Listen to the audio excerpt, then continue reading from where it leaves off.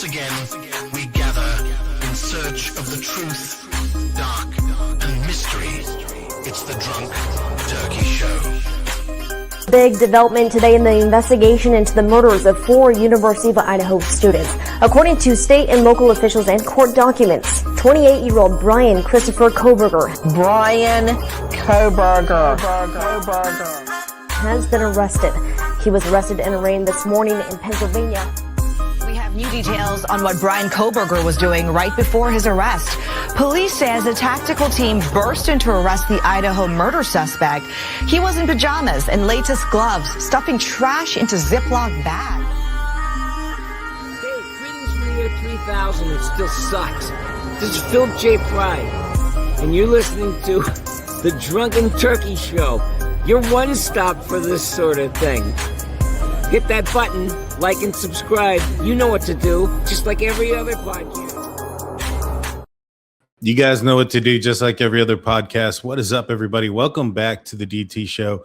I'm Daniel, and tonight we have an awesome show planned out for you guys. We have a special guest that's going to be joining us. We're going to be talking about the Nancy Guthrie abduction and get into some of the finer details of the case that have somewhat recently come up and kind of bounce some ideas. So please hit the like button, hit the subscribe button, ring that notification bell. Without further ado, let's bring in our guest today, Miss Jennifer Coffindaffer. How's it going? It's going great. Always love to be on your show. It's great. I love the people and love the combo with you. Oh, we love having you on. I think it's always a fascinating conversation. And I noticed you've been kind of covering the that new case that's in trial right now with the lady who took the lives of her kids. How's that going? I'm not caught up on that case. You know what? It's a case that's very emotional, I think, for a lot of people. And I'm going to include myself in that. I'm definitely on the side of the children, meaning looking at things from their vantage, their mother, doing what she did with them, taking exercise bands and doing away with them one by one after she planned for her husband to be out. The big controversy is, did she have a psychotic break or did she not? Did she plan and do this? And to me, the truth is in the facts. And so I definitely have taken a side on it, but I feel very sorry for the jurors. It's going to be really tough on them to make this call. It sounds like it. It sounds like there's a lot of debate that's going around it. And I'm not familiar at all with the case. I've had some folks ask me about it, and I'm like, I have no idea what happened. But it sounds like there's a lot of questions there. And is it deliberations already started? No, they will, though, start at the end of this week. I think there's still a couple of rebuttal witnesses. And then after that, it'll go into, of course, closing statements by both parties. I think it will go to the jury, I would think, by no later than Friday. And I don't know. I kind of think this could come back hung, a hung jury. It's so polarizing, right? Because of the idea of postpartum depression moving into postpartum psychosis and people truly believing, some people believe that she had, monsters in her head. And the problem is the facts just don't support it, because she didn't report the voices, of course, until afterwards. She didn't tell any of her healthcare providers, didn't tell her mom, didn't tell her husband, although she told him she wanted to hurt her kids. There was no talk of the voices until after. So I really and she planned it. She had the husband leave the house. Then she mapped it. Not only did she Google map it, Daniel, but she did the special Google where you can actually show the times between locations. Oh, wow. And so she did the extra steps. I mean, and all during the murders, she's literally like calling him saying, yeah, get me a bowl. What do you want?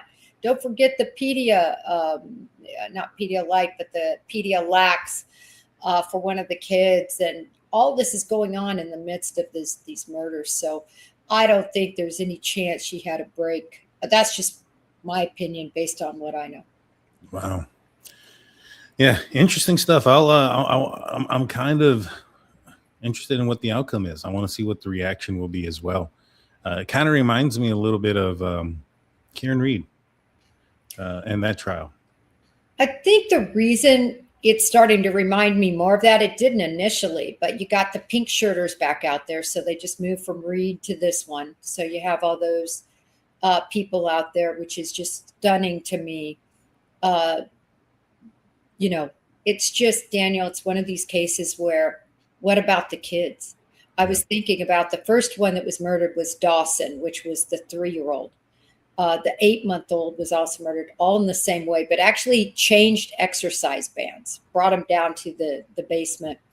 And with Cora would have heard the struggle and the fight to get Dawson done away with.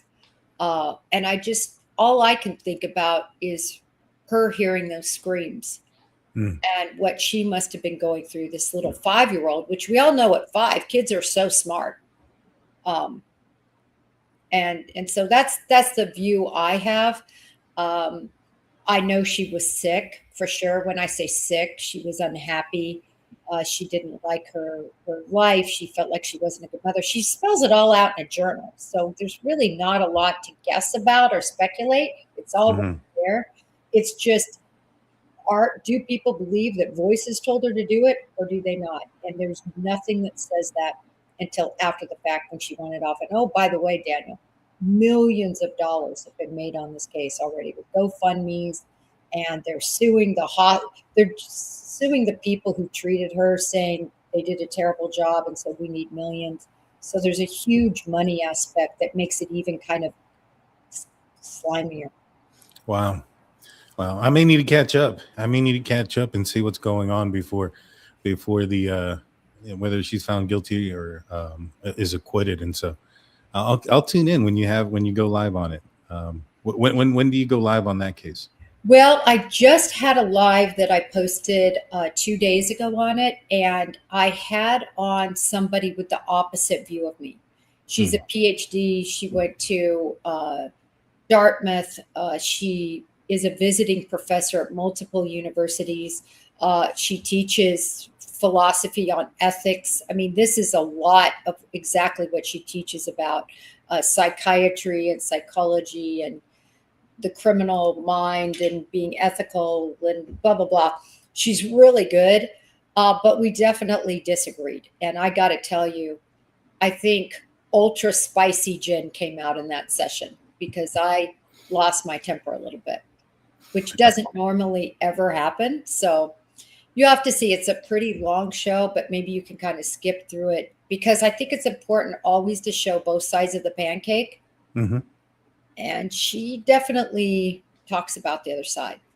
Oh, there you go. I'll definitely check that out. I want to see Spicy Jen come out. Ooh, I've been spicy the last few days. I don't know why. So I'll try to simmer it down, but you never know. It happens. I as well have. Not on that case. I've not talked about it, but on others, it has happened. But transitioning over to the Guthrie abduction, you had on I think it was an officer, a law enforcement officer, on the other day, and you guys were talking about the abductor's ransom notes. I 100% think they're real. I think, and the reason why I think they're real, and I'll explain it real quick, and then I want to get your opinion on why you think they're real, is if we were to look at it, there's a Bitcoin address at the end of this email. There's a Bitcoin address at the end of this email. People are creatures of habit. I automatically thought that what this was that this person pre-wrote this and then added the part at the bottom about the white smartwatch and the floodlight being in the backyard being destroyed. That this was added to something that was pre-written beforehand. Well, you can't do that unless you're the person that committed this crime. If you're writing this for the first time, you're not forgetting something before the crime happens. So I thought that was fairly a big clue in my mind that this was real. Plus, initially, I thought that these were two different authors. But going with that thought process where this was mainly written before the crime had occurred, I think it's just the same person under two different circumstances. The first one, the crime hadn't happened yet. And so there's no emotion to it because there was nothing to have happened. That's why it says here she'll be released unharmed. They weren't planning on harming her, and things like that. And then in the second one, it's more desperate. I think this is obviously somebody who is going through something that wasn't planned. Nancy passed away, and now they're panicking, or he or she is panicking. What are your thoughts? First and foremost, do you believe that they're real? And second, when do you think this first one was written?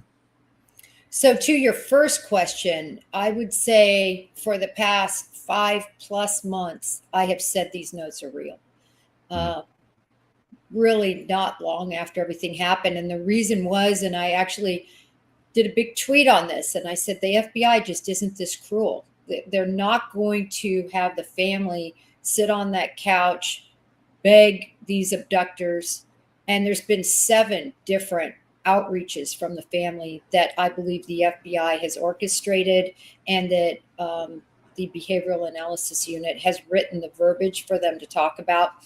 And they just wouldn't do that. They have always thought they were real. And that is why they got so PO'd when Reuters came out and said that ridiculous news post that they were all fake. That's only the 3rd time the Bureau has come out in this case. And because they wanted to make sure that everybody knew, no, listen, these notes are under investigation. So yes. Secondarily, do I think they were written in advance? Okay, I have to say this. I think this is a surrogate writer. I don't think this is Porch Guy. I don't think this was anybody in the nuts and bolts of this thing. I think this was somebody that was asked to write the note by Porch Guy. And this surrogate writer then does the best they can. I think it's a female, to write this out.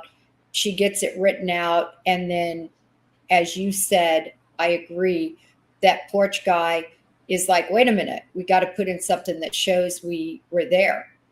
And then so she adds this. And yes, had 2 great guests on so far. One, for those of you who might know, Peter Hyatt is considered really the ultimate expert. He's deceased now. But the first guest, who's PD guy, still with the PD in Ohio, he came on. He is one of his proteges. He was fantastic. And then after that, I had on a woman who teaches this. That's all she does, is she teaches law enforcement and military about not only interrogation, but statement analysis. And then I have another one on tomorrow at 4. So I feel like I've put on the top 3 leading experts on note analysis. And then at the end of that, so probably on Tuesday, I'm going to have a show where I kind of bring it all together and say in totality what I believe. But yes, I think this is a surrogate. I don't think it was written in advance per se, but I think she was told what to say. So this surrogate, do you think that the surrogate had anything else to do with this abduction other than writing the notes? No. I think the surrogate is the note writer, somebody who, in my opinion, did not have English as their first language. I still believe these notes are AI infused in certain ways. Like, how do you say died nicer, perished? How do you say, what's a nicer way to say she's buried in nature? I think there's a lot of use of either AI and or the AI translator from Spanish to English. I think it's a Spanish speaker most likely. So I truly think it's a surrogate, and this was her job. That's interesting. I haven't thought about it as a surrogate and somebody who isn't that tied to the case, that didn't have anything like to do with it prior to. But that's an interesting point of view. What about, see, when I saw those things, I wondered if this was a person who was thought very highly of themselves, somebody who was narcissistic, that was trying to use big words and things of that nature, and try to be try to show that they're intellectual, by using some of those terms like perished, etc. They start off with this with "Hello, Savannah," and I think there's another part in here. The your mother is aware of this and her life is in your hands. I believe that's also something that is similar to something being said from a movie as well. Um, if there is some sort of, I don't know, if this guy thinks that highly of himself, you don't think that maybe he could be trying to use big words to show that? So like, let's take the word perished. Mhm. Perished is something used in only two ways that I've ever really seen it used. And that is, number one, it's used when you're talking about fruit. Fruits and vegetables perish. And the other time you see that word used is when you're talking about huge national disasters. You will hear them say on the news, 10,000 people perished in the earthquake. No one says perish talking about one individual. It's so awkward and so out of place. I get what you're saying. I just really believe this is AI from somebody who, to your point, wanted to sound intelligent, wanted to make their points and seem like a well-written author. And I think they used AI to accomplish that. They may have. I know there's some misspelled words and things like that. And so do you think they just got like certain ideas from AI and then try to make it in their own words? Yeah, I think that I call it infused, right? AI infused. Yeah. The different things that they wanted to say in a certain way. It's kind of interesting if you take Claude or take, any of these AI programs and just say, but you have to say it in Spanish, prepare a ransom note that with these, the prompt has to say that you want this amount of money by this day and have them put it together. And you will see a very interesting thing emerge. Received is the only word that I know of spelled wrong. Let me know if there was something else because I could have missed it. And then the $ not being there once and then being there another time, which is to your point. Well, AI wouldn't make those mistakes. But the interesting thing is AI does make mistakes like that. AI only doesn't understand anything. It just knows patterns. So if you ask, how do you spell received, or make sure received is spelled right, it's going to do what it has to do, and it will do that for you. But if you tell it to write something, it gets into patterns and it can make errors, just like that received. I've just found that people who make, for instance, do you have a word you spell wrong a lot? Maybe you don't. Received. You do? Is that the one? That one, and probably like receipt. Anytime it's the I and the E, I got dyslexia, so I get them backwards all the time. Yeah, I have problems with niece. I mix that one up too, the I and the E, even though the rule's easy, I before E, except after C, but then there's some exceptions, blah, blah, blah. But I have found that just in my work with the FBI and looking at other notes, extortion notes specifically, that people make the same errors over and over again when they make errors. Mm-hmm. So I kind of agree with you that it's probably more likely that this person doesn't spell received right all of the time and kind of flip back and forth. But I'm just telling you, AI can also make the same errors. Yeah. And at least with my phone, at least some of the older ones, I don't know about this one. I just got a new one, but the older phone that I had, the words that I would misspell all the time, it would just let me misspell them. It stopped fixing them. Yes. And how about, and I just need to take it off my phone. I have on, do you have autocorrect on your phone? I think it's activated. Yeah. I need to unactivate mine because I will do a tweet and it looks perfect.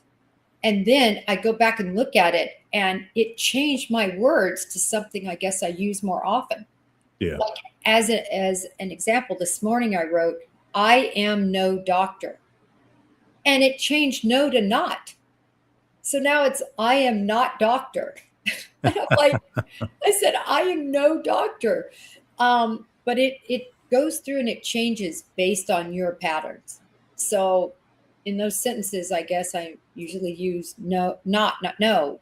So anyway, I think that AI is very unpredictable.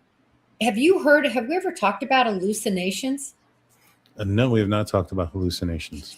It's the weirdest thing. And I only know about this. I brought this up before, probably on my show. There's a huge court case going on. I won't get into it, but basically there's a big court case going on where an expert was doing their reports purportedly written by AI. They weren't writing any of it. And so it's huge in the courts right now. And obviously, because of what I do, I'm watching it very closely. And essentially, how they caught him was he was quoting, apparently, case law. Mhm. Well, guess what? AI just made up the case law. It doesn't even exist. And then one time, this is very recently, I asked something, I don't know, about some case, and it gave me all this information. I looked at it and I know the case inside now. I was like, this isn't true.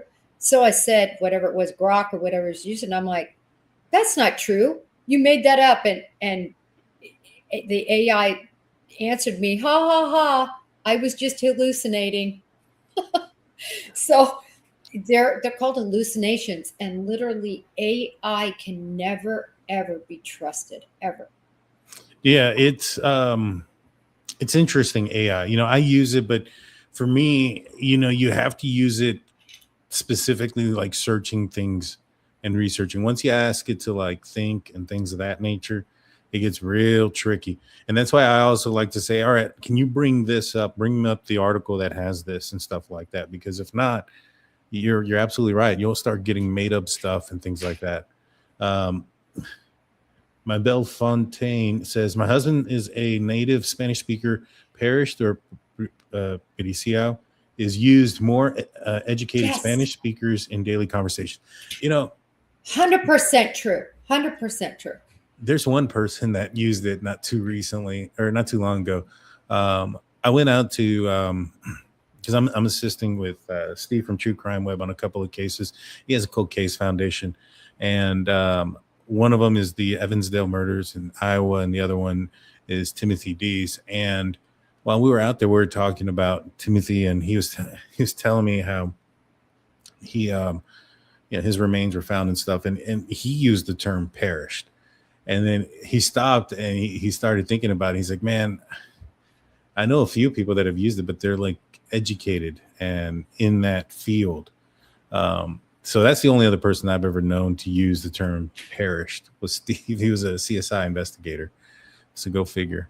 But yeah, Spanish speakers may be using it as well.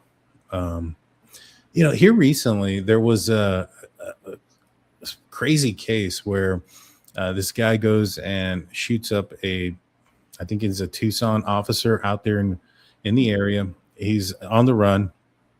A lot of people are trying to connect him to Nancy, and that's not the case. The guy doesn't fit the height and weight and stuff. But one of the things that bothers me is that this just happened. We have a vehicle, we have movement, we have who this guy looks like, his friends, where they were.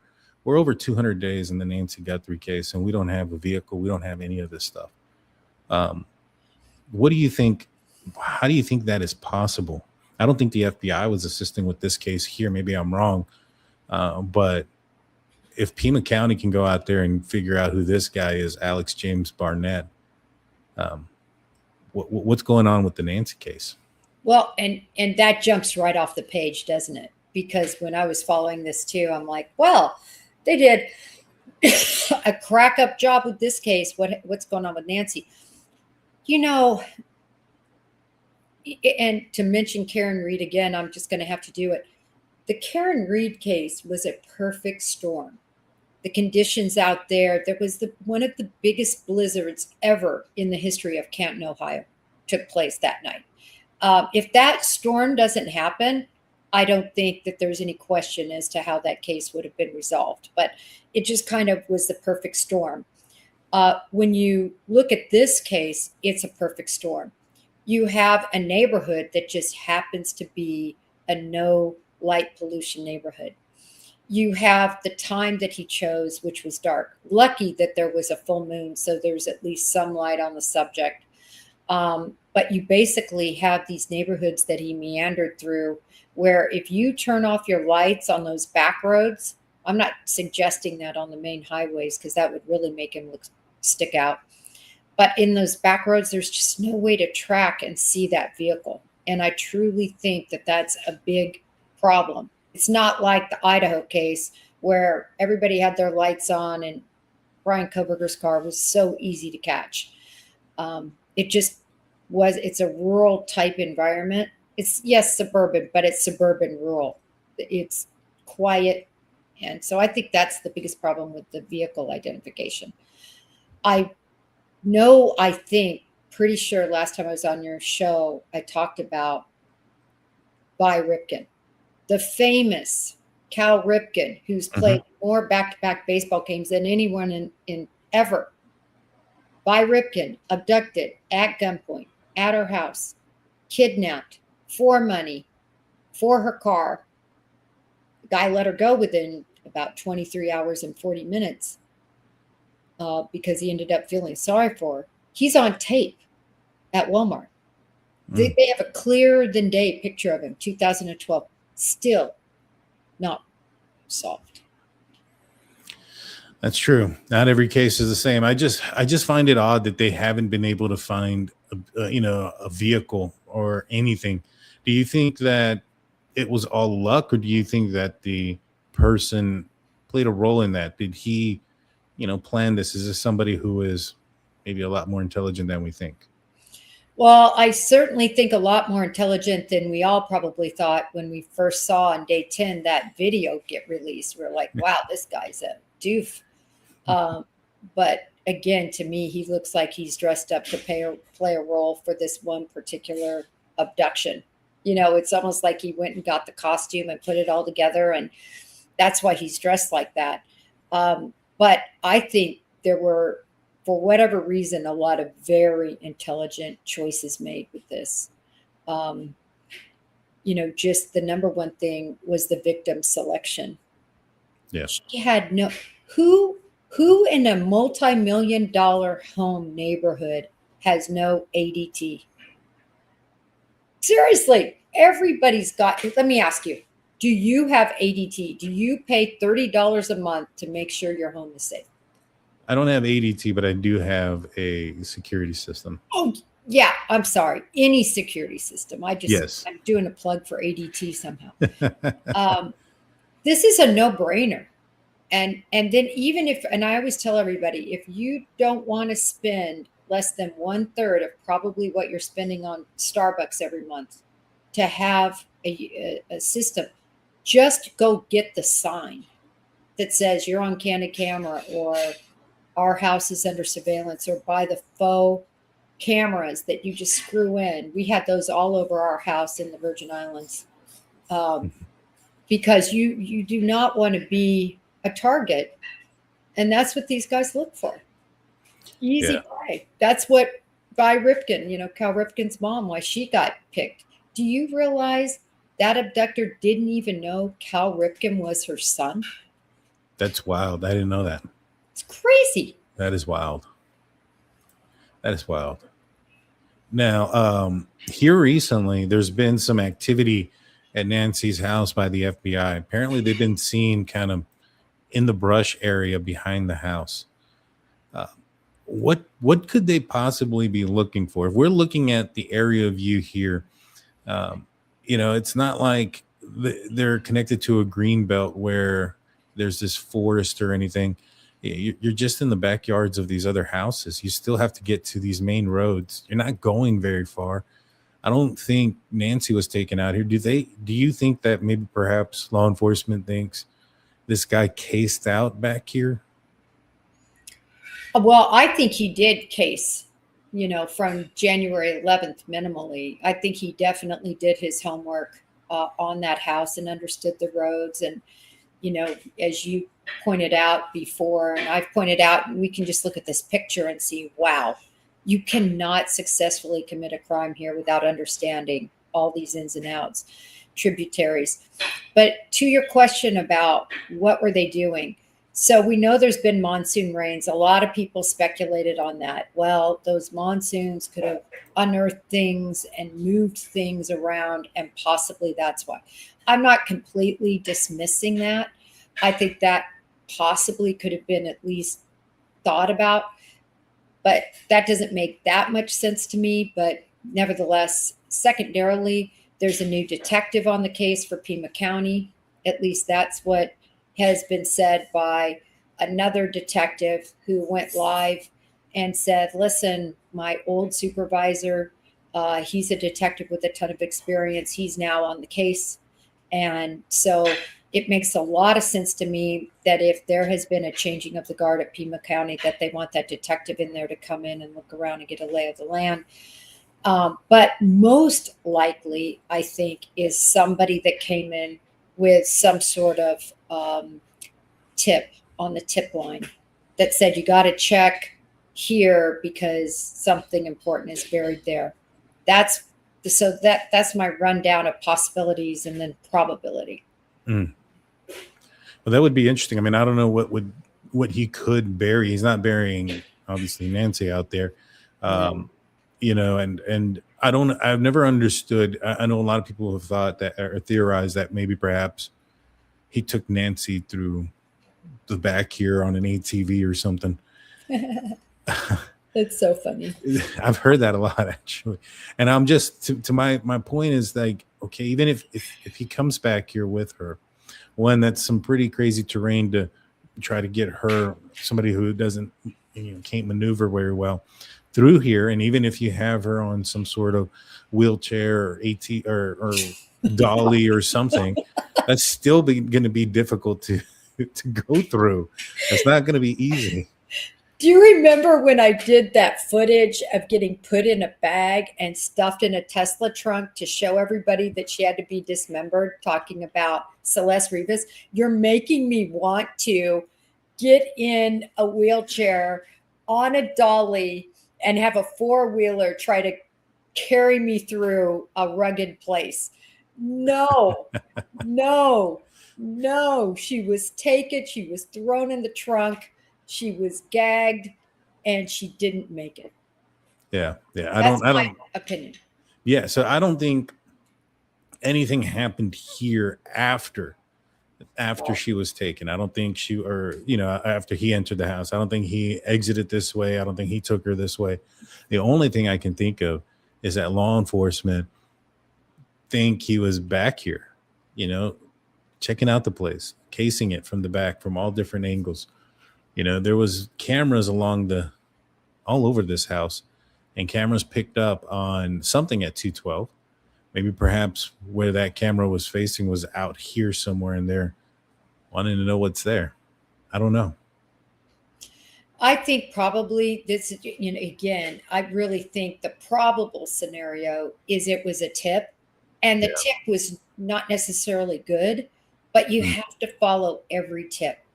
Like, oh, I think something was buried, or I thought I saw something, or, I'm remembering 6 months ago, I actually looked out the window and saw this, right?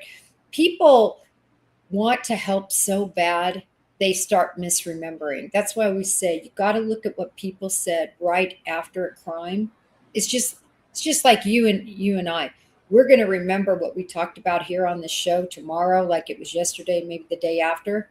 But talk to us 6 months ago and say, what did you and I discuss 6 months ago on a show? We're going to have to go look at it.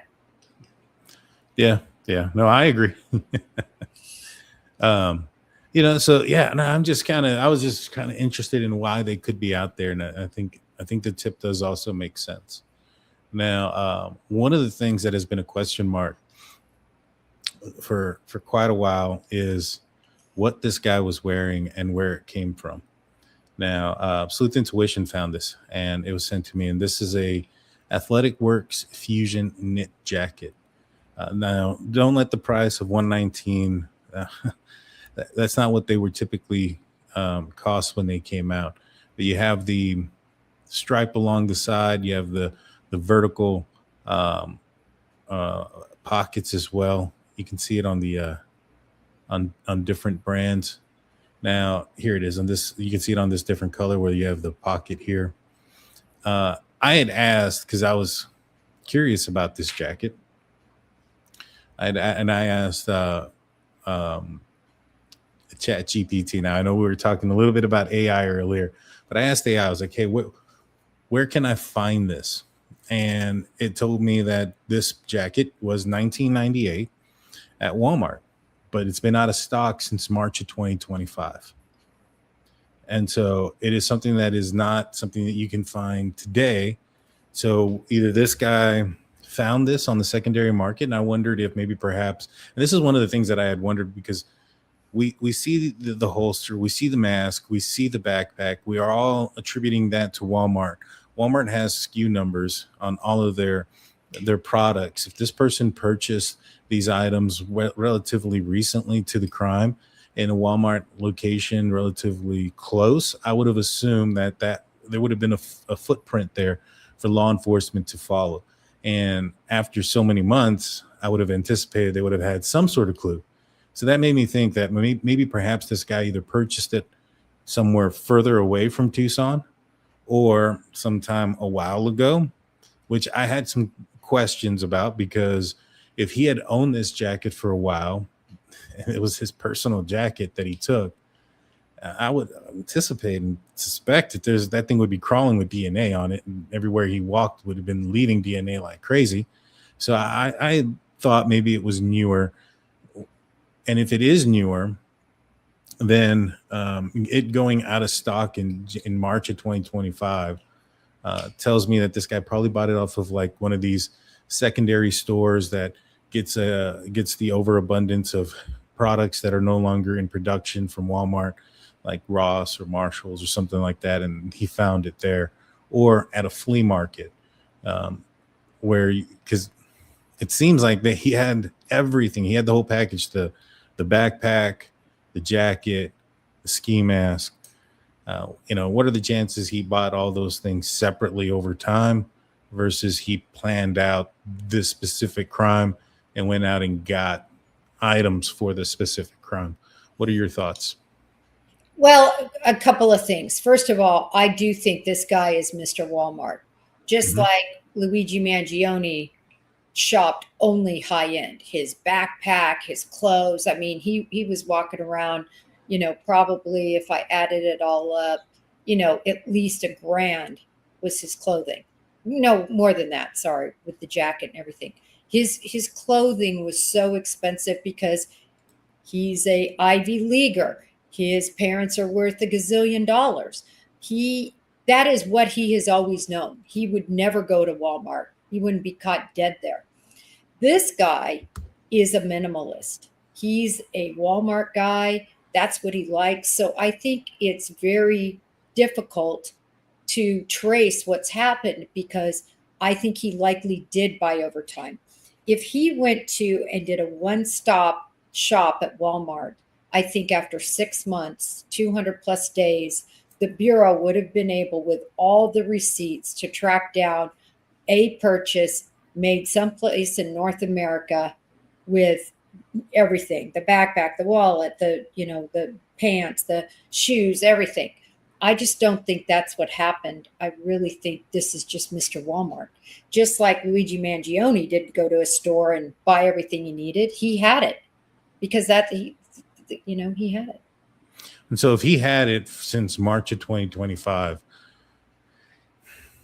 I mean, it's a very long time to own a jacket and then, go into a house. I mean, he wore it at least twice from what we can tell, at least on possibly January 11th. Man, don't you think that thing would be crawling with DNA, that he would just be leaving it everywhere he rubbed up against? Well, what did he rub up against, though? I think that, the big problem with this case is that we don't know here in the public. Our problem is we don't really know how much DNA that there is, right? There's all these rumors going around that they're doing IgG right now. Well, what are they doing IgG on? We already have information that the IgG that they were looking into on the hair was a bust. So it's not the hair. But we've always said there's probably so much more that they have that they're investigating. to do with DNA. So I think you're making your point that, yeah, it's very possible that all sorts of things could have possibly dropped from that jacket and so forth.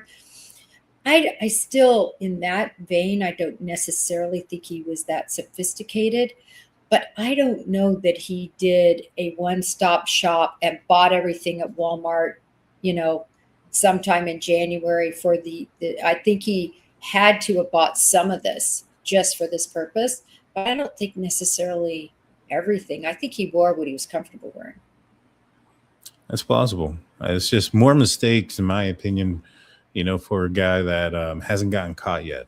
You got the mouth light, you have him touching a lot of things, you have him wearing clothes at least twice to the same house.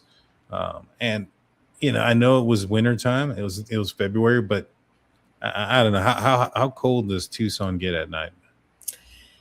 Gosh, I used to know the exact degrees it was that particular night on February 1st. I know chat will probably chime in for us on, but if I remember right, I thought it was at that time of night. I still think it was like in the 40s. Yeah. Hopefully chat will tell us, but I think it was something like that. Let me see. I'm going to look it up. February 1st, 2026. Because I don't know. Ski mask isn't something. I guess there are some mountains in northern Arizona. It was a low of 43. Yep, that sounds about what I recall. And I did want to say this too, Daniel, on the whole clothing thing. I'm going to kind of embarrass myself right here, but I have clothes from high school that I still wear. If you saw my closet, people think, oh my gosh, Jen, you must shop all the time. No, I am just a hoarder. Like, I do not get rid of things. I just perfectly package them so my house isn't a mess. But in fact, I'm on a de-hoard thing I have going on right now. My husband and I are like getting rid of stuff right and left. I keep putting it out on the street, right out in front. Everybody just takes it. I'm like cracking up. I'm like, man, maybe I should have kept that. Everybody else wants it. But anyway, jackets. I have jackets that are 30 years old. I still wear all the time. I just think, and I'm not saying, I'm not trying to, say I'm, porch guys like me. I'm just saying that Luigi Mangione, yeah, he's not going to keep anything past a year, except maybe his favorite pair of, sunglasses. That guy it has to be new. It has to be fresh. It has to be in season. I don't think that's porch guy. I think porch guy is a minimalist who was fine to wear something comfortable that he felt good in. Although I do always say he was in his Green Goblin outfit. Like, he had that gun right there. I can just see him in the mirror, like, yeah, I'm all strapped up and, to do this mission. Yeah. Yeah. I think you're right about the minimalist thing. The only thing that just kind of bothers me about it is just that there was no, they haven't found anything concrete with the release of the ransom notes, with the release of recent information after the fact that they said that the hair came back as a dud, and that I guess whatever DNA they were looking for didn't come back, and all of a sudden there was a push with information. It just sort of felt like they, I guess, lost something they thought that they had. They thought that they had an avenue and it didn't work out, and now they're back to square one. And so now they're putting out this information, trying to get the assistance of the public. And so you look at, like, for instance, Rex Humerman's case. They found hair of his wife and his daughter, on those, on their victims. And yet we can't find, to our knowledge, we don't know the DNA that they have. And like I said, their behavior is one of that doesn't give me confidence that that they have DNA that they're looking at and saying, all right, this is definitely connected to our guy. You know what I mean? Yeah, I know exactly what you mean. By the way, real quick, I'm going to plug in because I see I'm going out fading fast, but I have my cord right here. No problem. Okay. So as far as all of that, first of all, I think that they would not have released those notes if Brittany, I think that was her name. I think it was Brianna Brianna, I'm so sorry. Whitley. Brianna Whitley. Sorry about that. I was combining her last and first name. Sorry.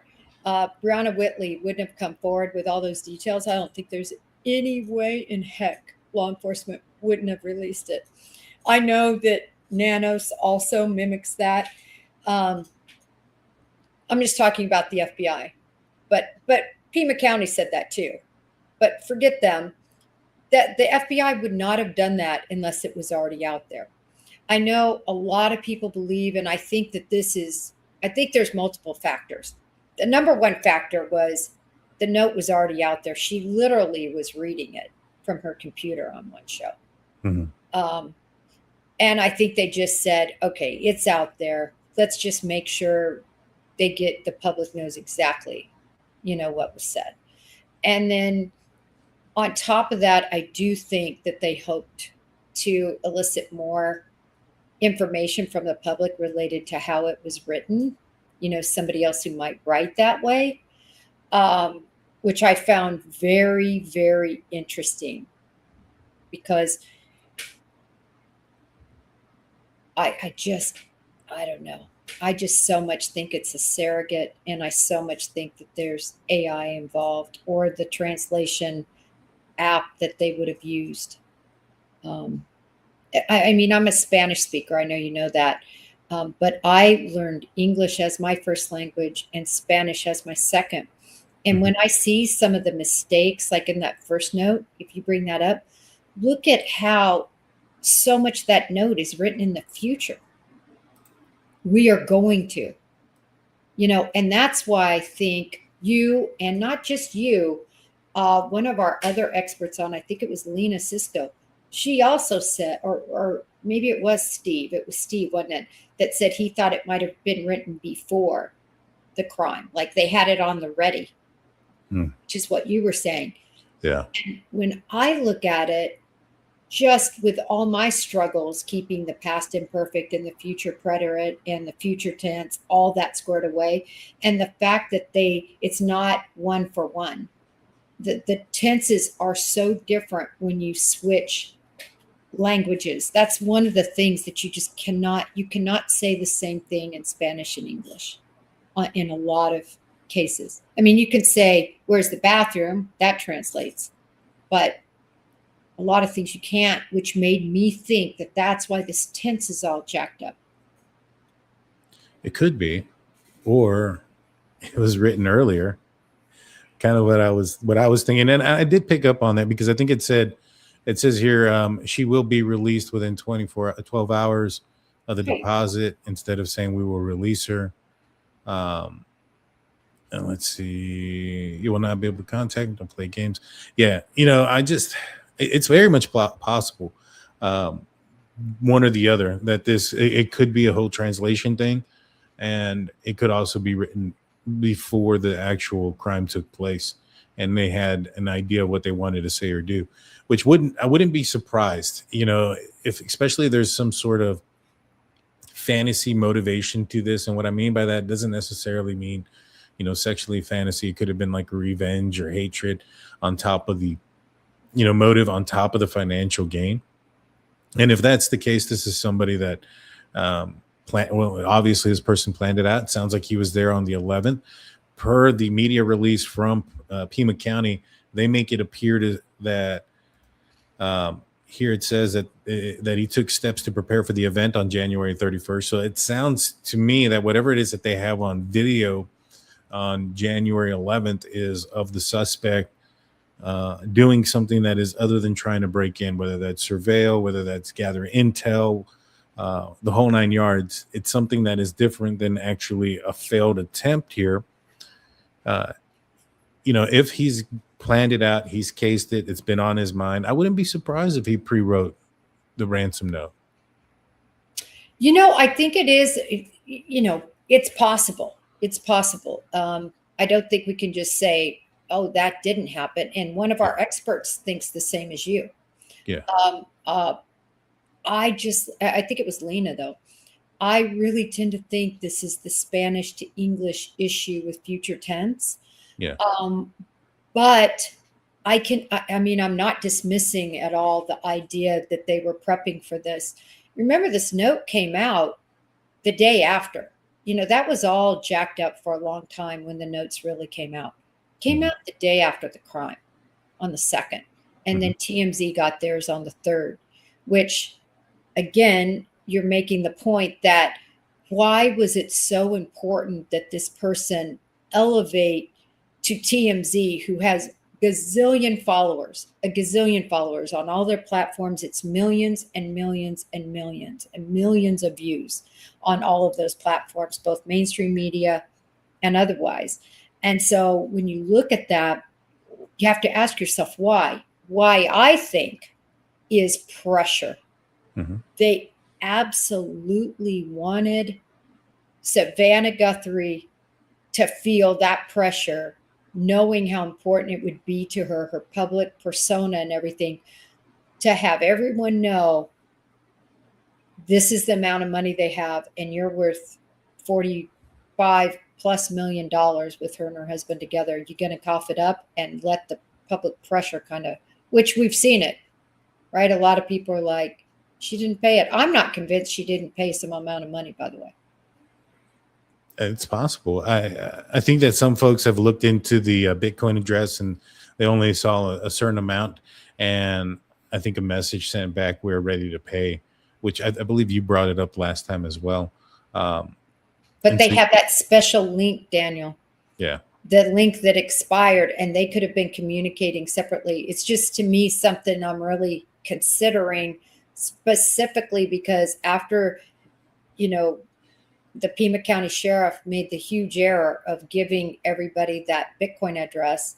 And then we were able to trace everything from the account that sent, everything from the other account, and found that our expert, I believe, was the one that found it and sent it out before anybody else, and showed that message and showed the link that disappeared like this afterwards, after it would have been opened by the bad guy.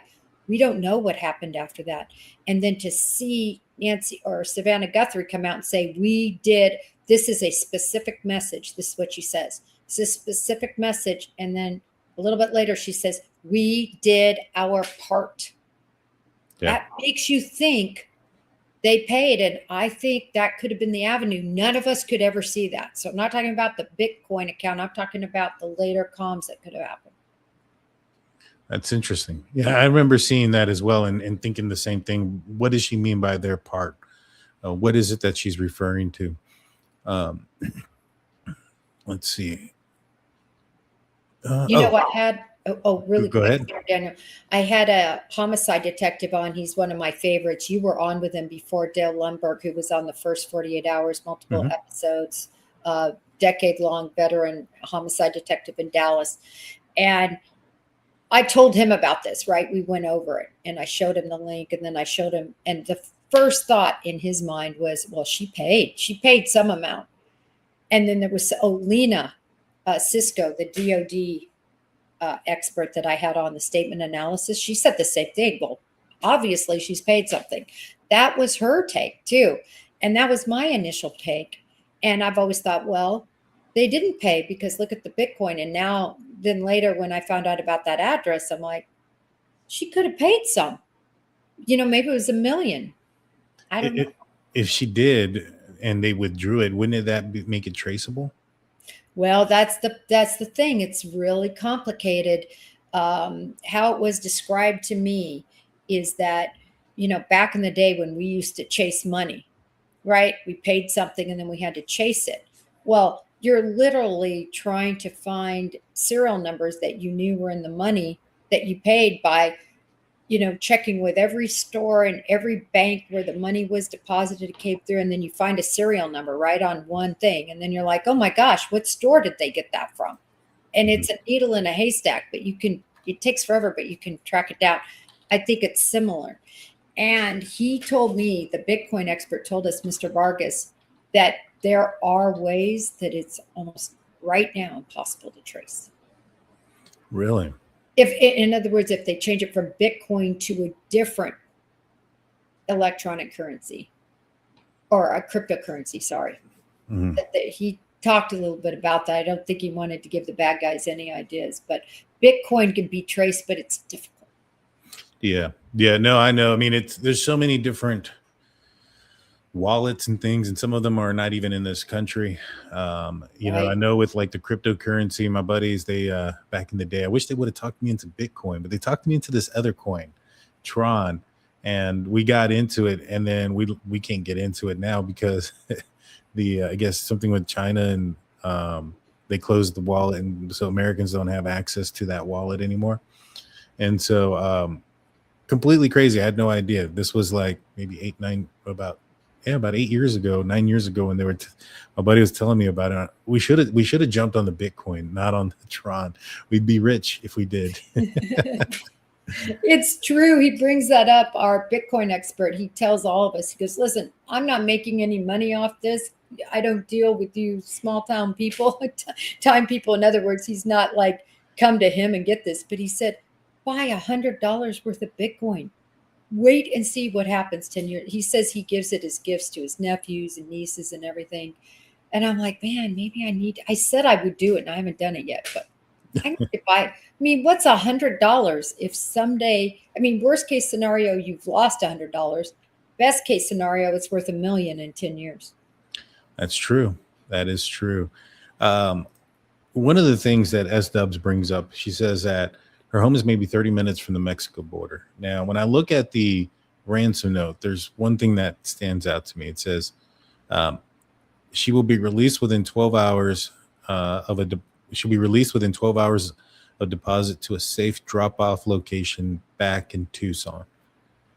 You know, I really don't trust anything that they say. You know, the abductors on here. I would think that they're going to try to mislead us, especially location, where they went, and things of that nature. I strongly suspect that they took her to Tucson. You know what I mean? That the abductors went into Tucson by specifically saying, we'll drop her back in Tucson. I think this was a deliberate misdirection to try to get law enforcement to look outside of Tucson. What do you think? You know, I go both ways on it. I don't know if they're that savvy in their note writing, but listen, the Bureau has been looking for them for 6 months and can't find them. So maybe they are that savvy that they wrote back in Tucson. I could go either way on this. I'm not strong on either, but I think because they make the mistake with received being spelled wrong, and all this future tense and back tense and forgetting the dollar sign, I tend to think that they did leave Tucson and they were coming back to Tucson based on their other mistakes. Yeah. I mean, it could be. I mean, it could be a mistake that they accidentally gave their location. Again, they did take over 24 hours to send out this note. You know, it wasn't immediately. It wasn't that night. It wasn't the next morning. It wasn't the afternoon. It was in the evening, according to Howard Bloom. About 6:48 p.m. is when the first one had arrived the following day. So maybe perhaps they did drive her a distance away. Now, and I wondered this. I don't know if this form that you can fill out on KOLD, if they allow you to put images, but my initial thought was that this part here was added, that she had the white smartwatch on the floor in the foot of her bed. I think maybe they initially planned on attaching something else for proof, but I don't think she survived that long. And so they had to add something to it, which is why it's underneath here. Why do you think it was just that they forgot to put it in the body of the paragraph? So I do believe that she was alive when this note was written and alive when the note went out. I think she died sometime shortly after, though. I think she was very much alive here. I do agree with you 100%. It was written after that they added that. One of the experts, and this was the first time I heard this, and this is Steve, who trained under Peter Hyatt. For those of you who know Peter Hyatt, he's just renowned for his statement analysis and so on. And he says that one of the main reasons he believes this is female, and I believe the female wrote both, is no one says white watch. You would just say the smart watch and the floodlight. But women, we tend to be more descriptive. He had on a yellow shirt. You know, we're more descriptive like that. It's very unmasculine to name colors. In fact, a lot of men are colorblind. Sorry. Bless you. Thank you. Oh, wow. Nothing even happened in here. I don't know. Anyway, so he points out this is an indicator to him that that white was specifically added as a female would say it. In other words, that was her being flowery, or not flowery, but more descriptive, which I thought was very interesting. I do agree it was added later. And this fits your premise that this note was written in advance by what I believe to be a complete surrogate, and that, okay, everything's written, and then after the crime is committed, they need to do this. I mean, I think they purposefully put the white watch at the end of the bed and purposely broke that floodlight. Do you have a picture of that floodlight? Purposefully, so they say, see, look, we're here. So that's the reason I 100% agree that this subnote was written later. You can see it is white.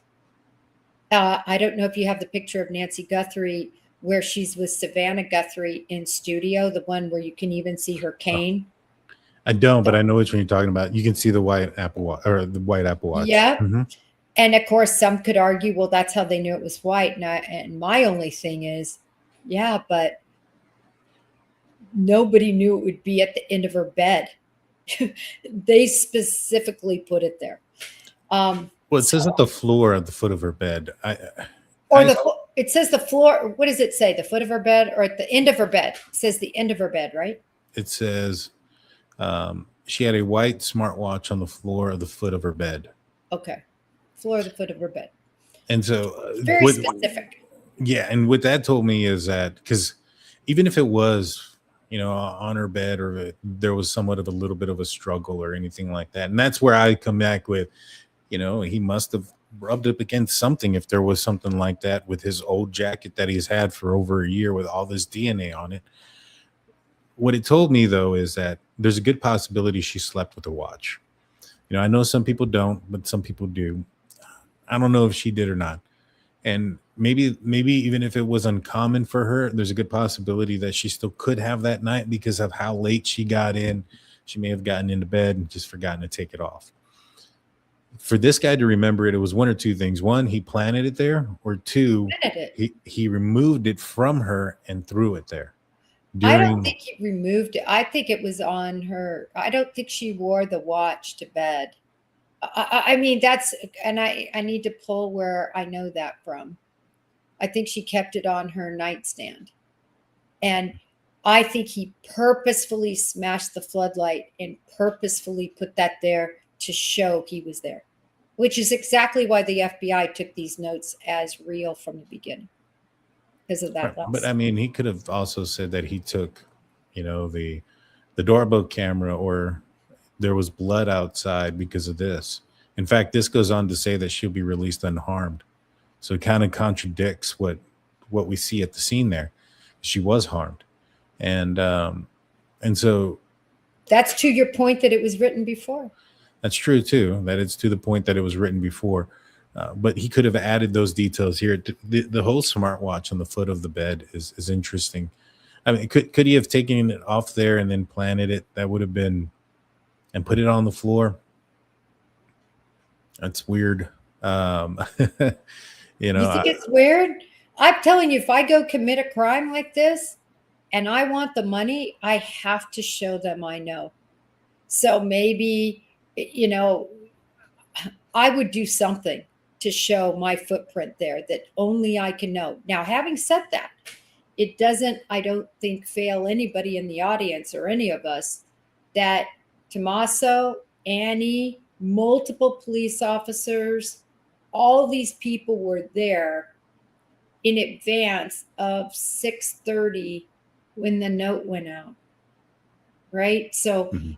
a lot of people could have seen before it was bagged, and even when it was bagged and tagged, that watch at the end of the bed, because everybody and their dog was in that house, because initially they treated this as a walk away.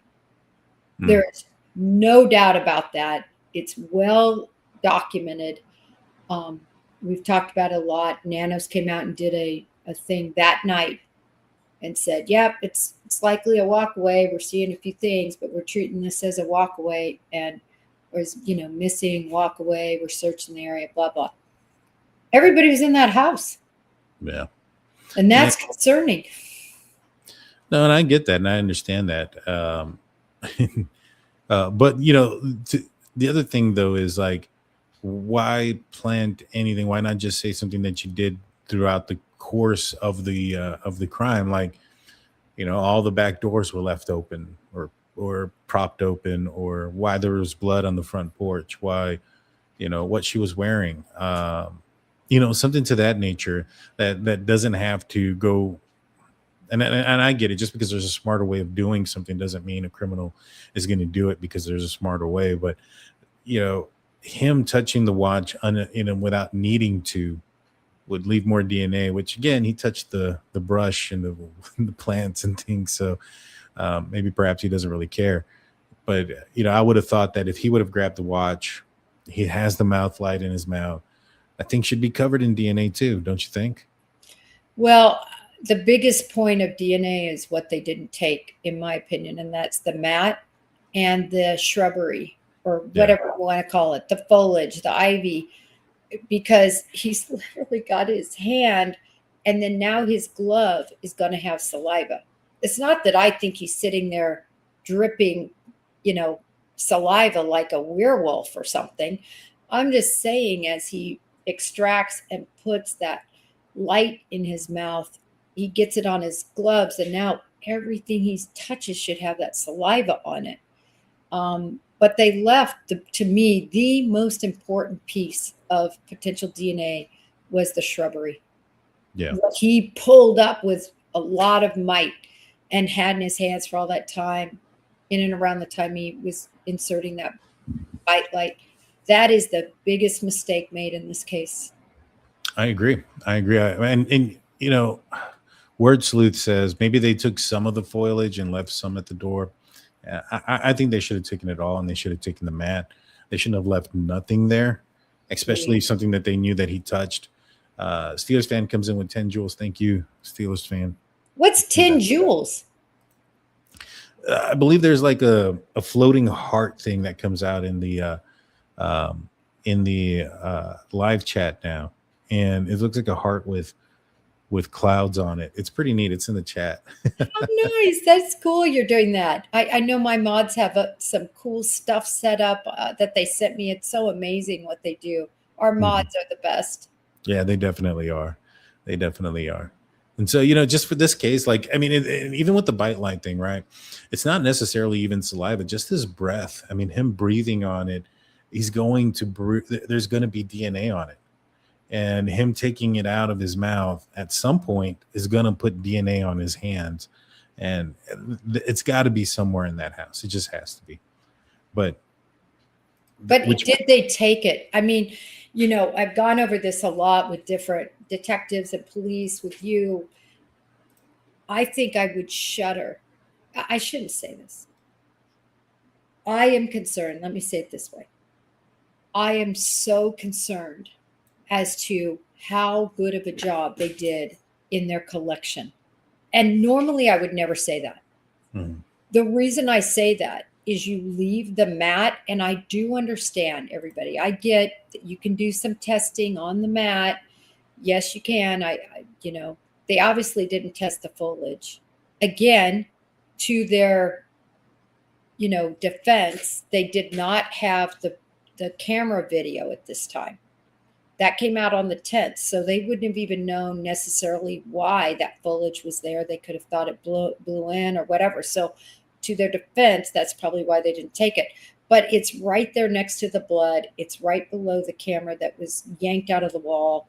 This is a no-brainer, in my opinion, but I was the type that took everything and asked questions later. Just take it all, and then deal with getting it returned later. Yeah, So that's true to me. Yeah, better to have it, not need it, than need it and not have it. 100%. Yeah, and the other thing that they didn't do is like a lift on the mat for fiber lift, because if they did, then none of the foliage would have been on there. Totally agree. And there could have been hair. There could have been. I mean, if this guy drove there, he would have had to have sat in his vehicle, and if he wore his shoes at home, he would have had to have walked on that carpet, the vehicle's carpet. Who knows how much hair or DNA? It doesn't even have to be his own. It could be his family members. Again, we spoke about Rex Humerman and his daughter and his wife, who had they found their DNA on the bodies of some of the victims because of just transfer. Could have been the same thing here, but they don't pick it up. Now, there is something that I wanted to kind of point out to you here. I'm going to try to find it real quick, but there is an interesting pattern in the blood drops that repeats, which doesn't make any sense. And that's right here. You have this dot, this one here, and this one. Now, if we were to remove this step, because I think that was somebody stepped into or rolled into, if that's a wheel, into a blood somewhere else, and then put that. I think that's not part of these drops here. And then you have these same three over here with one that sticks out. Now, from this angle, it doesn't look like it's anything that should match. You know, it's here you go. But when you take so what Steve did, this is from Steve from True Crime Web, former CSI investigator. What he did was he took an image from these 4 drops here and then placed it over the 4 drops, and they match. Identical. Each one of them placed on top of each other is a perfect match. And then he did it with a different camera angle. So there was a couple of different cameras, and so he did it with a different one, did basically the same thing, just kind of took this part from the right side and then overlapped it on the left side, and all 4 dots match perfectly, which it shouldn't. There shouldn't be something that matches if these are free falling drops. These 4 drops should not match. What we think they are is contact points. He put something down on top of blood and then moved it, put it here, and then moved it and put it here. What are your thoughts? I mean, I always think it's interesting to try to analyze all of this, every bit of information we have. That's what we do. We cuss and discuss true crime and cuss and discuss this. I'm having trouble making out, first of all, can you go back to the overall overarching view again really quick? Or right here, this is fine. You can't just discount the blood droplets that are in between the 2 he's trying to make a pattern with. And believe me, I have every amount of respect for him. Nothing to do with that. I'm just saying, unfortunately, you can't just discount other blood that is there. And then the other thing is, I don't know that we know the distances between those. Let me see. I'm just trying to look here. So I see what the point is. Boom, boom, boom. And then if we turn that, I would have to get those inches rate or the inches in between. But let me ask this. What is the point? Or is the point that you all think might need to be made that there's... He put something down. It's got to be rigid. What do you mean put something down? He put something down, whether it's a bag, whether it's his backpack. I would think it's something rigid, something hard, because something soft or something that is like the backpack that's flimsy, right? You're not going to get the same contact points when you put it down every single time, because it's not structurally hard. So he put something down hard. Now, we did look at this here, this piece of blood here, and we thought that, and this is even before we, looked at these consistent drops here. We thought that was placed at a different time than these drops.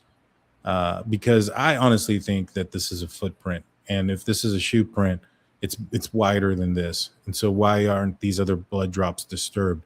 So I think that this footprint was either laid down before, most likely before whatever he put down happened afterwards. So he stepped there, left this impression here, and then put something down right here, and then shifted it over here for whatever reason. Not very far, just a little bit of a shift, and it has some contact points. Because the thing is, they shouldn't match up. And when you overlap these four right here on top of the four that are right here, they lap perfectly. How about the inches though? Like to me, it looks like right down here, without expanding. If I look at the 1, 2, 3, 4 that are closest at the bottom of the screen, that other droplet that is offset is further away than the offset droplet from, I'm sorry, 1 and 2, you have them labeled, sorry, 1 and 2 in each, and then 1 and 2, they look further apart.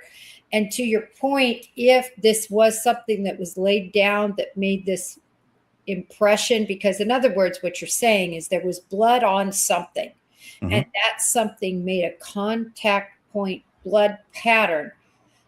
So he set it down here, and then he set it down here. For instance, say it was a high heel or whatever. You would have it impressed on each of those. That's what your point is, right? Had it back, set it down, picked it up, then set it down again. And that's why these are 2 contact points plus the other.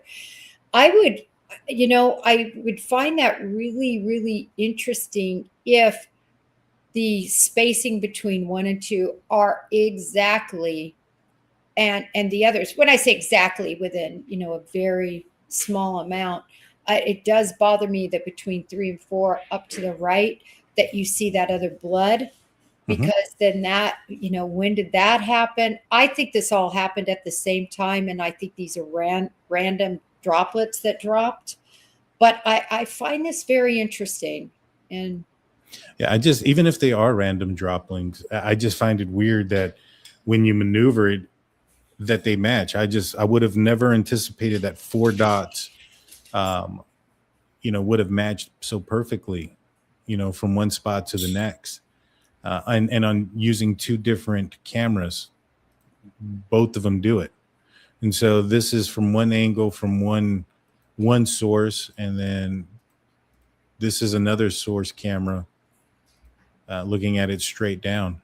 And what Steve did was he just took this image here from the right and then overlapped it onto where the footprint right here is. And from 2 different camera angles, from 2 different sources, both of them, you can see right here where he moves it. This dot here matches up with that one, that one, that one, that one, that one, and that one, and that one. This is the one that's constant. He has it fixated on this drop. And so when he's moving it, these 2 match, these 2 match, and these 2 match. It's perfect. I don't know. When I see it as a big hole. And then the other thing is, and this is something that I'm always very careful about, and I'm not dismissing this because I do want to take a closer look and really think on this and reassess this. But can you go back to the original picture? Yeah. So say this original picture, which to me seems extremely random. When I see this, I wonder if I could do that with a lot of different drops. And I always have to caution myself about this, right? So in other words, you see those 2 that are kind of closer to the mat that have the little foliage between them. See those 2? Yeah. Okay. And then what if I look at now, go over? Yeah. And then, what if I take those 2? That was. And I said, and then what if I take these 2 over here? So what I have found that sometimes you have to be really careful about creating a purported pattern because of similarities, because you can do it with a lot of things. But having said that, I do want to take a closer look at your point. I really do. And I agree with you there. I agree with you 100%. In fact, that was 3 or 4 points that I pointed out to Steve when he showed me this. I was like, what about these up here? These kind of look like they look kind of the same angle. And he's like, well, I don't have something to point it out. I can't tell you. He says, it could be, but he doesn't know for sure. He doesn't have an angle of that image of that where he can overlap like he does with these two. And so, to his point, if he puts it out there and it doesn't, if he moves it up and down and he can't get it to fit because they're random, I don't know. I just think that there's no way that 4 points should exist like this in 2 separate locations with random blood drops. And one of the things he was pointing out to me was that when there's a blood drop, there's like these little satellites that come off of it. And he says that it's kind of hard to tell on these images, but compared to like these, where you can see I think he called it, you know what? He actually has it here. The spines and the satellites. This is what you get with a drop. And he says that he doesn't really see too much of that here on these specific ones, like you do on other ones.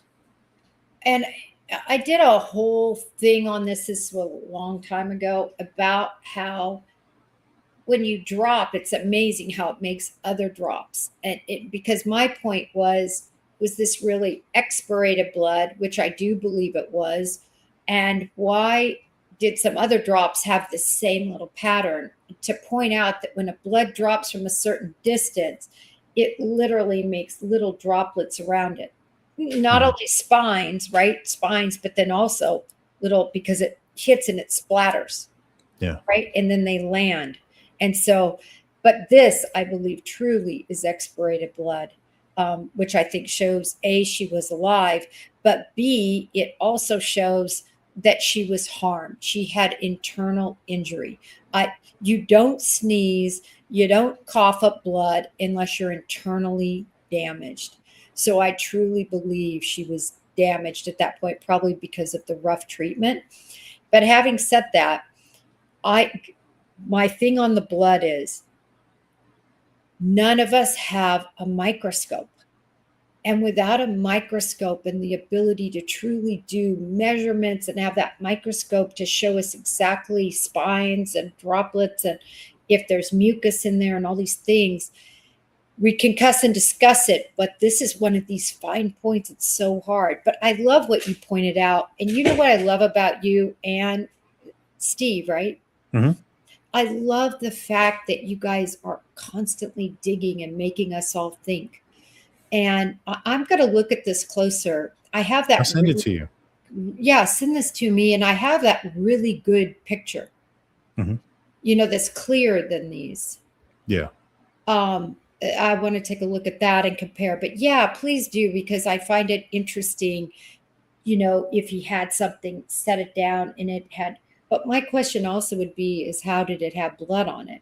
The only way it could have blood on it if there was some big pool of blood that it sat in, then it got blood and then it set it back down. So it's a lot of things. It gets away from my whole Occam's razor.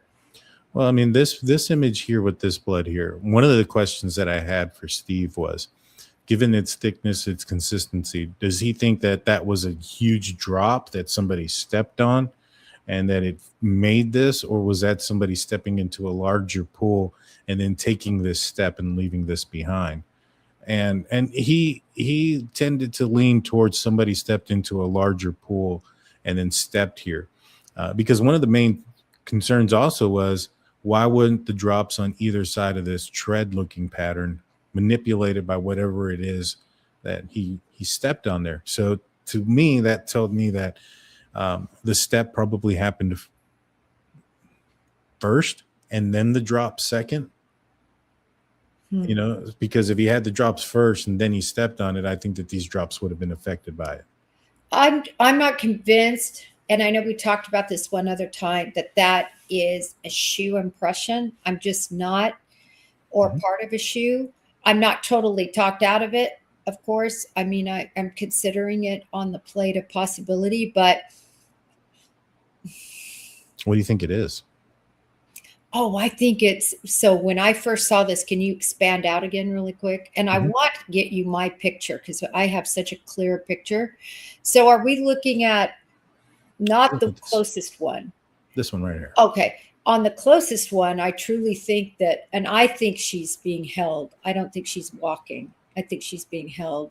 And I think that that's why it's falling from such a distance that it's making more spatter around the blood droplets and hitting so hard. But nevertheless, when I look at that, I agree with you, but it seems like maybe he was there or perched for a longer period of time where you would have 4 or 5 or 6 blood droplets. And I've said this before, from shutting the door. Being still in a spot for an elongated time. So when I say elongated, like 1 second, but he turns, she coughs up that blood, he pulls back, shuts the door. Now multiple drops, hit in this spot. And I only say this because I don't see anything that shows me feet hit any of this. Like smudging and smearing and sliding, especially if you're holding something. Right. I agree with you that it is kind of has a weird pattern a little bit. This is interesting too that you point out there. This one here, from a different angle, I don't have it with me. The video from one of the maybe it was Michael that was walking up there, and he's doing the video.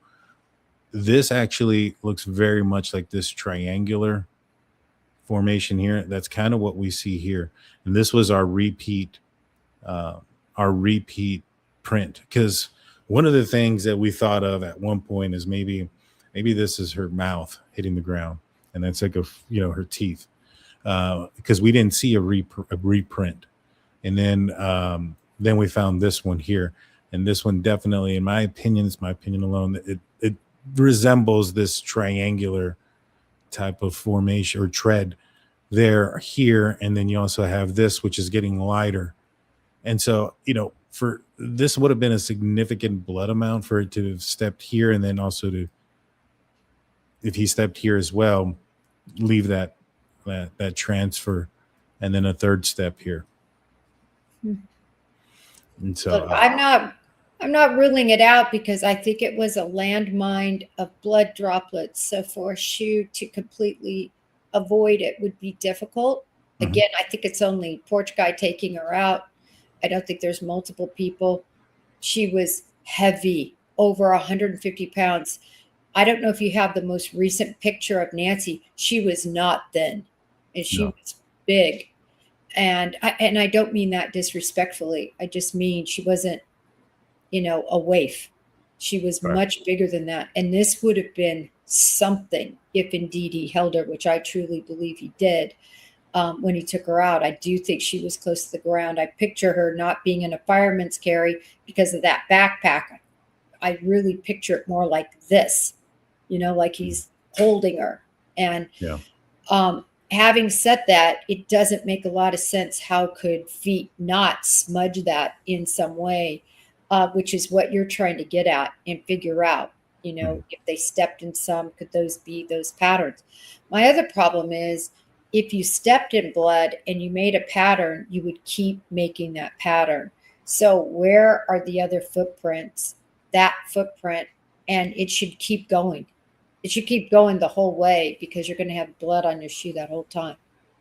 I agree. And I think that if they hit it with a black light and some luminol and things, we'll probably see some prints going further down.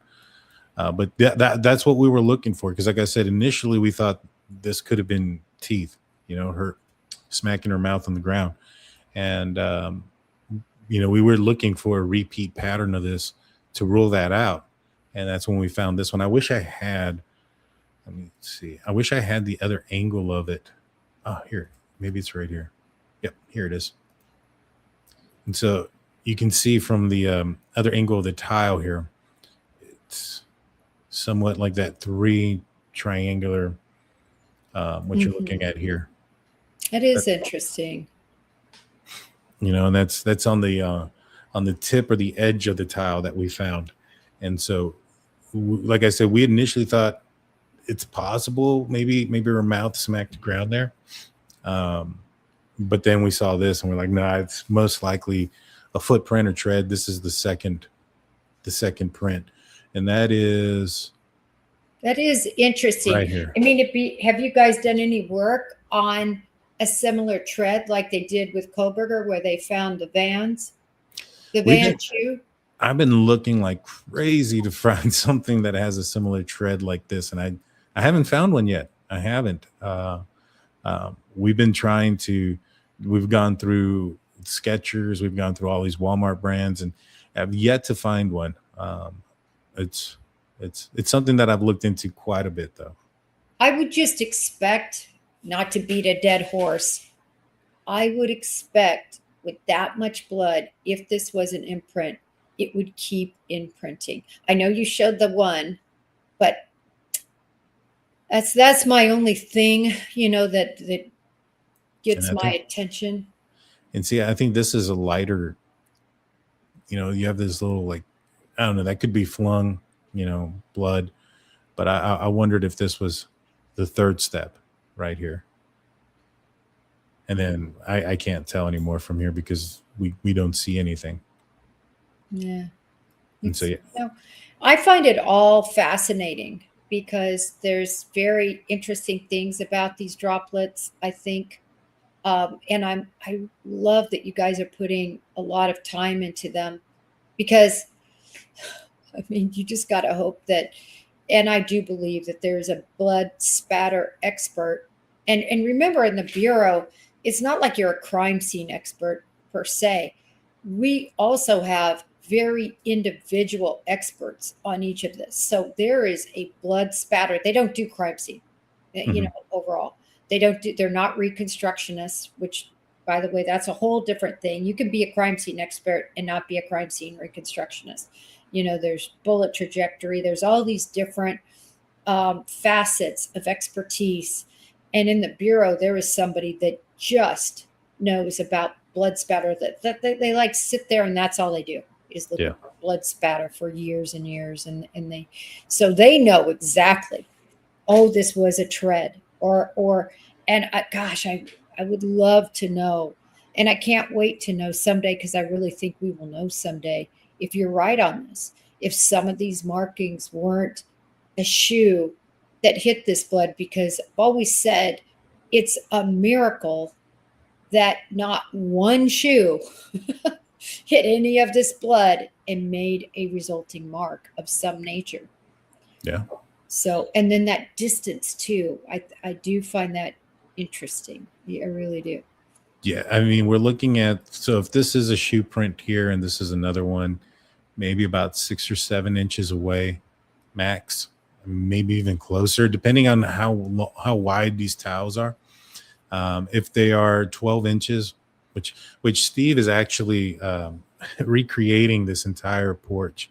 He's getting clay tiles so that way we can measure out the exact droplets distance and things of that nature. And so we don't ever quit. And Steve never quits here. He's, once he's got an idea, he goes into and works hard on it until he can prove it one way or the other.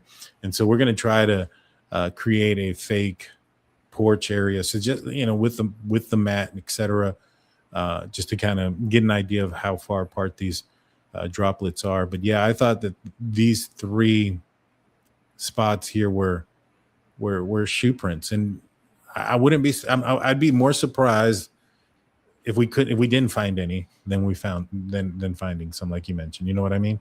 Yeah, I agree. I think that there is a possibility that we'll see some partial tread that had some blood on it, just because that blood was so intense in this area that it would have gotten on part of a tread. But I would feel much better if I saw more of a pattern. And plus, I don't see where you have blood that got squashed. I need to see the blood getting squashed, right? Yeah. So think of it as your finger painting, right? And you have a big blob of your red right here. And then remember those little sponge things you took? You put it in there. I need to see that blood where the shoe touched, and then I need the sponge /shoe, and then it's going to continue. But it's fascinating. Please send me those pictures. I definitely want to do a little bit of look-see as to the closeness and the pattern of any of those drops, like you said. Yeah, because it's wild. There shouldn't be a repeat pattern in these blood drops. It shouldn't even come close. I mean, you should be able to see some that maybe you can say, all right, this is this, but this is like spot on. And then, the stuff here to the side, that's not natural. That's something being impressed into it. You know what I mean?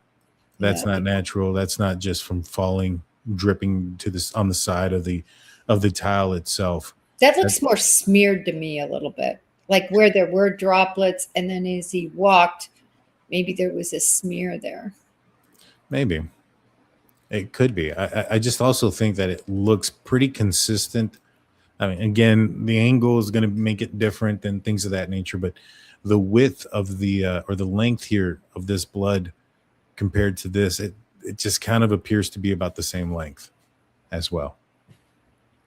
Yeah, it is. It's real. I'm so glad you guys are doing this. My biggest fear, although I just can't imagine it'll happen, is that I know I brought it up. I'm sorry to bring it up for a third time, that it becomes like Vi Ripken, very famous person, a guy worth millions and millions of dollars. All eyes were on it for the short time it existed and never solved, even with a picture of him and his face. I mean, there's a picture of the guy. There's a video of the guy. Never solved. And I swear it's my worst fear on any case that I've been involved with on this side of the fence, that could happen here. I still have every faith it's going to be solved, but as the months go by, I get more worried. I think it's going to take, I'm curious what you think, but I really think it's going to take that miracle phone call from Mrs. Porch Guy, where Mrs. Porch Guy says, I know who did it. I can't take it anymore. Yeah, I think it's going to come down to something like that. A mistake, maybe perhaps this guy tries to do it again and then leaves DNA there or something. And then, that evidence gets, turns into this case. Whether that's there in Tucson or somewhere else, if this guy moves away and commits another crime. I don't think this is the first time this guy has committed a crime. Just watching him walk up to the house and his approach and things of that nature. And so I don't think this will be the last time that he tries to break into a house. And so, maybe perhaps him getting caught, maybe perhaps if he did have an accomplice, maybe an accomplice or a friend of his gets caught doing something. And then, out of the pressure of them going to jail for something, maybe perhaps something else, they give up some information. But I think that's going to be it. I don't know if they're going to be able to solve it with what they have now. They put it that way, but you never know. I mean, they solved the Delphi case, and I think there was some other cases that they had solved with the information that they had all along. So.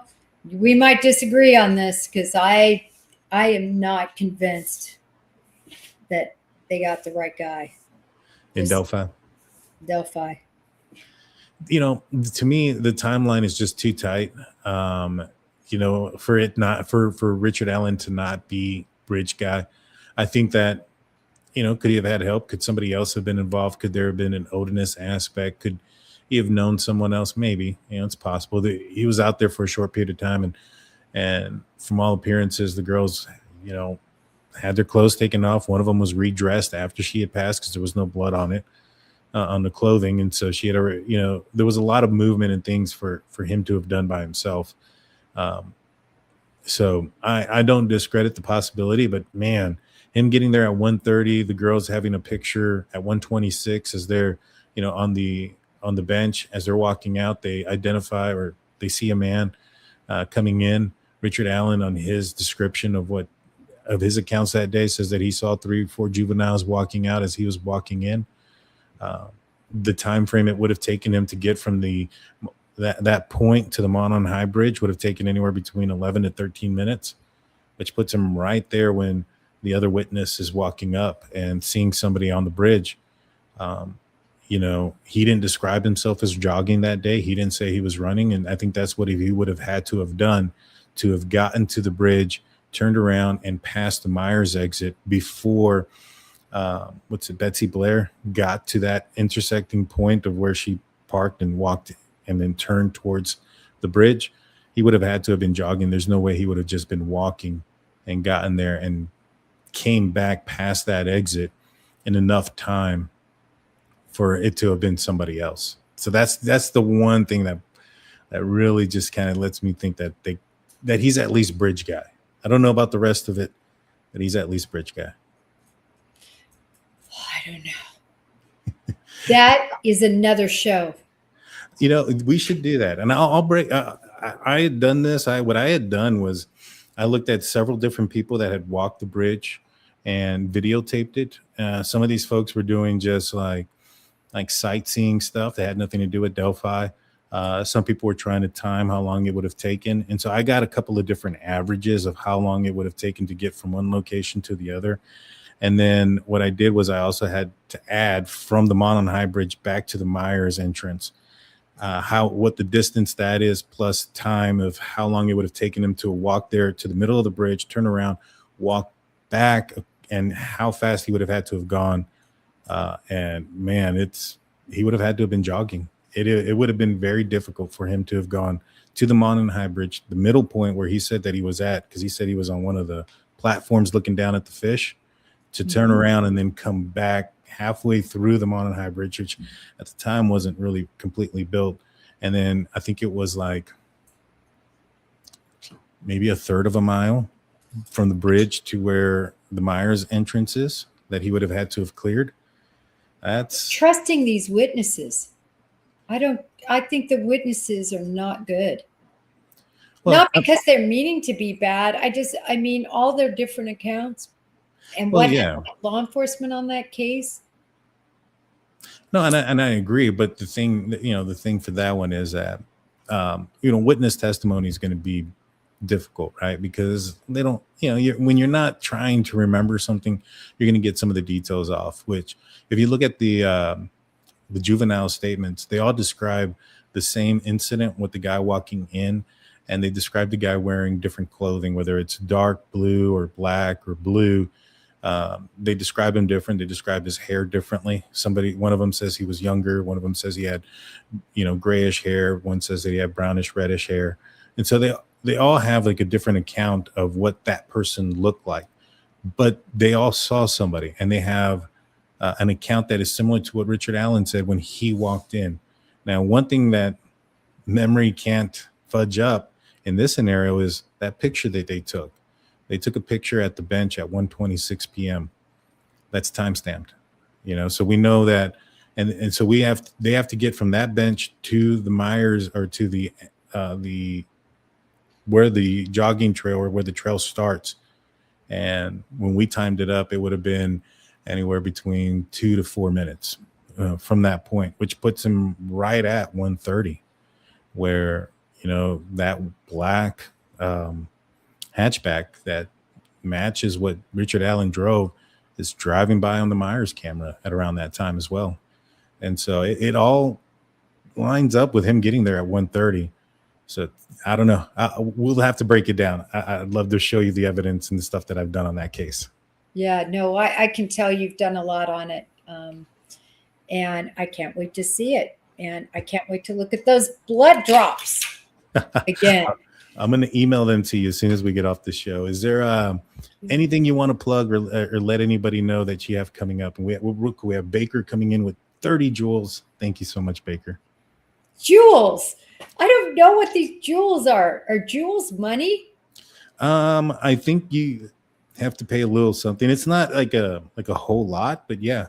Yeah. No, I mean, I tell you, I really appreciate our audience and how generous they are, and they're always so kind. And you're like me. I tell you, some of these, you and I are probably alike, where the shows I watch, I really watch to learn something. Like I've heard so-and-so did something on blood spatter or whatever it might be. So I go and look, and there is nothing more off-putting, I'll tell you, than the shows I'm on where I see people, you got to support me. You got to send me money. I'm always like, oh, I just want to scream and get off. But back to your question. Tomorrow, 4:00. Again, I got the top 3 experts. Expert number 3 is going to be on tomorrow, 4:00 on the channel. I'm really excited to have him. And then Wednesday morning, we're jumping into the thick of it with Lena Cisco again, talking about the John Benet Ramsey note written by Patsy Ramsey. Yes, I said it. I'm 1,000% sure I wouldn't say it. And then also she's going to analyze that note. And then she's also going to analyze the body language and what was said on the Larry King live show.